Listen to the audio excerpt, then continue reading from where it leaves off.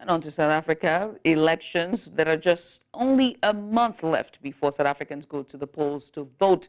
Leaders and representatives of all political parties that will contest South Africa's national and provincial elections on the 29th of May 2024 will gather at the Gallagher Convention Centre in Midrand to sign the elections code of conduct. Now, this event will see contestants publicly pledge to follow the electoral code of conduct. The Independent Electoral Commission will also conduct a public draw of all contesting parties and independents to determine the order of the contesting parties on the ballot paper. Meanwhile, some party members have already been flagged for inciting election violence, and these pledges done publicly will push the Electoral Commission to act swiftly against such.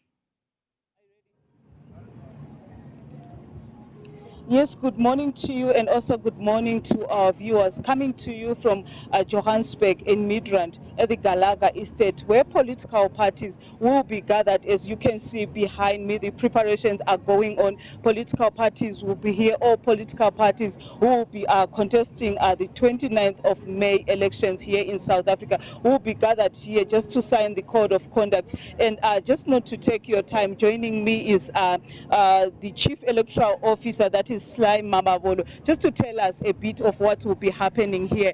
Good morning, sir, and thank you for joining us here at News Central TV.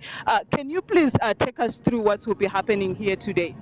Well, today it's an important occasion because we're having leaders of political parties contesting the elections coming to make a public pledge to abide by the provisions of the Electoral Code of Conduct. Of course, by operation of law, they are already bound by the code. Today is more about them having a public commitment so that members of the public can know that their leaders support the code. And furthermore, political leaders have an obligation to teach their supporters about the provisions of the code and to encourage them to comply with the provisions of the code. So it's an important occasion. The second part of the event will be a ballot paper draw, where the sequence of parties on the ballot paper will be determined. So it's important to the extent that it's a final touch in the preparation of the ballot papers for the elections. So you can only be on the ballot paper if you comply to the provisions of the law.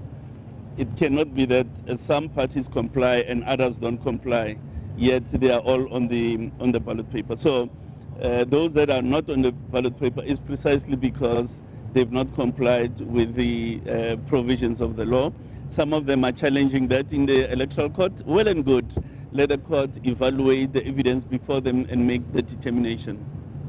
Thank you so much for joining us here at News Central. That was the Chief Electoral Officer, Mamabolo, taking through us to what is going to be happening here today. We know that 29th of May is the election day, D-Day for many South Africans here, the citizens, to choose who they want to represent them, rather, in the parliament and also as the president. We know that there are so many political parties who are complaining that they've been left out on the ballot, but he just explained why some political parties are not on that ballot. It's back to you in the studio.